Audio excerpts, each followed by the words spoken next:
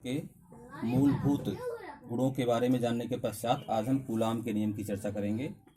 कल वैद्युत आवेशों के बारे में आपको बताया गया था। दो प्रकार के आवेश होते हैं, धन आवेश और ऋण आवेश। तो जो सजातीय आवेश होते हैं वह एक दूसरे को प्रतिकर्षित करते हैं। धन धन आवेश और ऋण ऋण आवेश, इनको हम सजातीय आवेश कहते हैं। ये प्रतिकर्षित करते हैं। और विपरीत जो आवेश होते हैं, धन आवेश और ऋण आवेश, इनको विजातीय आवेश कहा जाता है। यह एक दूसरे को आकर्षित करते हैं। तो यह वैद्युत आवेशों का आप देख रहे हैं पहला गुण है आकर्षण और प्रतिकर्षण। दूसरा जो गुण है वो आवेशों का संरक्षण है, कंजर्वेशन ऑफ चार्जेज। जिस प्रकार से ऊर्जा का संरक्षण होता है उसी प्रकार से आवेशों के संरक्षण का नियम भी लागू होता है। Charges neither create not destroyed, it may be transferred from one body to another. अर्थात कोई अगर आइसोलेटेड सिस्टम है तो उस पर संचित संपूर्ण आवेशों की जो मात्रा होती है वो नियत होती है। आवेशों का संरक्षण ये दूसरा उसका गुण है। विद्युत आवेशों के हम बेसिक प्रॉपर्टीज की बात कर रहे हैं। तीसरा जो नियम है वो है वैद्युत आवेशों की योज्यता। इसका अर्थ ये है कि अगर कोई वस्तु है तो उस वस्तु पर जो संचित संपूर्ण आवेश है, अगर वो कैपिटल क्यू है, कैपिटल क्यू ये संपूर्ण संचित आवेश की मात्रा पूरी बॉडी पर है और वह विभिन्न प्रकार के कणों से मिलकर बना हुआ है। उनमें किसी कण पर धन आवेश है तो किसी पर ऋण आवेश है। तो उन सभी कणों के आवेशों का जो बीजगणितीय योग होगा वह उस पूरे पदार्थ पर आवेशों की मात्रा के बराबर होगा।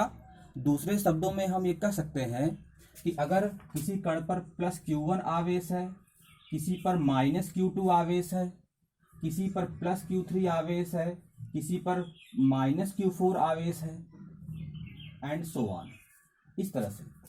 तो प्लस आवेशों को हम ऐड कर लें, माइनस आवेशों को ऐड कर लें तो संपूर्ण वस्तु पर कितने आवेश हैं वो पता चल जाएंगे। ये तीसरा गुण इसका है। चौथा है आवेशों पर वेग का प्रभाव। यदि किसी वस्तु पर कोई भी आवेश की मात्रा संचित है तो उस आवेश की मात्रा वस्तु के वेग पर निर्भर नहीं करती है। अर्थात वस्तु वह गतिमान हो अथवा वस्तु स्थिर हो, वस्तु का वेग ज्यादा हो या कम हो, इससे उस वस्तु पर संचित आवेशों की मात्रा पर कोई प्रभाव नहीं पड़ता है। यह चौथा गुण है। पांचवा जो अंतिम गुण इसका है बहुत ही इंपॉर्टेंट गुण है। इसे कहते हैं क्वांटाइजेशन ऑफ चार्जेस या आवेशों का क्वांटीकरण। इसका मतलब ये होता है कि आवेश, किसी भी वस्तु पर जो जमा आवेश की मात्रा है वह एक निश्चित मान का पूर्ण गुणज होगा। अर्थात वह न्यूनतम आवेश, एक आवेश जिसका मान न्यूनतम है वो फिक्स होता है। किसी वस्तु पर उससे कम आवेश की मात्रा संचित नहीं हो सकती है। उस न्यूनतम आवेश को हम फंडामेंटल चार्जेस या मूल आवेश कहते हैं। उस मूल आवेश का 1 गुना, 2 गुना, 4 गुना, 10 गुना आवेश गुणक रूप में ही किसी वस्तु पर होंगे। डिवाइड आवेश किसी वस्तु पर संचित नहीं हो सकते। एग्जाम्पल तौर पे जो मूल आवेश है उसको दिखाते हैं ई से। ई की वैल्यू भी आप जानते हैं। ई की वैल्यू होती है 1.6 इंटू 10⁻⁻19 कूलम।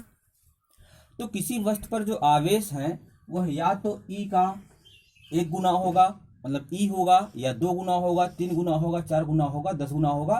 पॉजिटिव निगेटिव वो हो सकते हैं, जिस तरह धनावेश ऋण आवेश होंगे अलग अलग है वो। तो इसका n गुना होगा तो संपूर्ण आवेश Q जो है वह NE के इक्वल होगा। ये पॉजिटिव भी हो सकता है और निगेटिव भी हो सकता है। तो plus minus NE, Q is equal two plus minus NE। आवेशों को डिवाइड नहीं किया जा सकता। अगर हम कहें किसी वस्तु पर आवेश का मान 5.2 है, 5/2 तो ये गलत है, क्योंकि 5/2 का मतलब हो गया 2.5। तो इसका मतलब कि हम आवेशों को डिवाइड कर रहे हैं। 2 आवेश है प्लस आधा ई आवेश और है, तो आवेश को डिवाइड हम कर नहीं सकते, इसलिए वो कथन हमारा गलत है। तो Q is equal two plus minus NE के बराबर आवेश ही किसी वस्तु पर शामिल हो सकते हैं। तो ये आवेशों का 5 मूलभूत गुण है। अब हम आ जाते हैं कूलाम के नियम में। कूलाम का नियम जो है वो 1765 ईस्वी में कूलाम ने बताया था। और यह किस लिए है? यह दो आवेशों के बीच कार्य करने वाले बल का मान ज्ञात करने के लिए है। वो आवेश धनात्मक भी हो सकते हैं, ऋणात्मक भी हो सकते हैं, लेकिन उन आवेशों के बीच कार्य करने वाला जो बल है, उस बल का मान ज्ञात करने के लिए कूलाम का नियम अप्लाई होता है।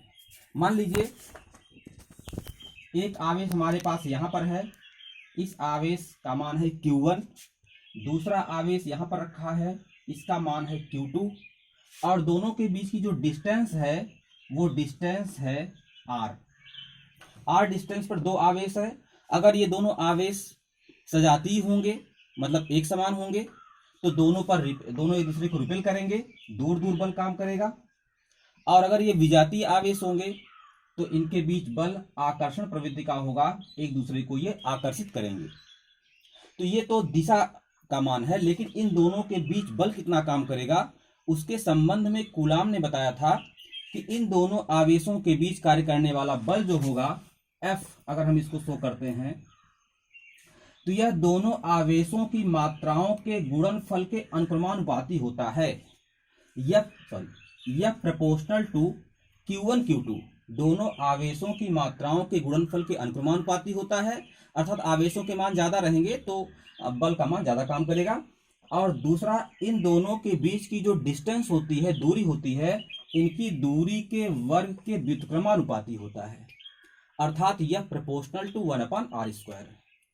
अगर इन दोनों को हम एक में शामिल कर दें तो हो जाएगा F proportional to Q1 Q2/r²। जब हम इस साइन ऑफ प्रोपोर्शनलिटी को इक्वलिटी में चेंज करते हैं तो आप जानते हैं कि एक कांस्टेंट हमको प्राप्त होता है। उस कांस्टेंट को अगर अभी हम K से दिखाएं, कैपिटल K से, तो F इज इक्वल टू हो जाएगा capital K Q1 Q2 divide by r²। इस नियम को हम कहते हैं कूलाम का नियम। जहां पर जो एक K होता है, ये इस बात पर भी निर्भर करता है कि इन दोनों आवेशों के बीच माध्यम कौन सा है। इन दोनों आवेशों के बीच निर्वात है, या इसके अलावा मोम है, पैराफिन है, कागज है, या अन्य कोई माध्यम अगर रखा है तो आवेशों के बीच कार्य करने वाले बल का मान घट जाता है। ये कैपिटल के जो आपका होता है वह F is equal to capital K Q1 Q2/r²। ये कूलाम का नियम है, जहां पर जो K आपका कांस्टेंट है, इस कांस्टेंट की जो वैल्यू है वह 1/4πε0, K is equal to 1/4πε0 into, माफ कीजिएगा, K इज इक्वल टू 1/4πε0 होता है, और इस K की वैल्यू जो है वह 9 × 10⁻⁹ newton metre square per coulomb square, newton metre square per coulomb square, इसका मात्रक ये है। तो K की वैल्यू 9 × 10⁻⁹ होती है, जहां ε0 को हम कहते हैं निर्वात की विद्युतशीलता। ε0 निर्वात की विद्युतशीलता है, और इसकी वैल्यू है 8.85 × 10⁻⁻12 कूलाम स्क्वायर प्रति newton metre square. Coulomb square प्रति न्यूटन मीटर स्क्वायर ये निर्वात की विद्युतशीलता का मात्रक है। तो कूलाम का जो नियम है वो आज आपने पढ़ा।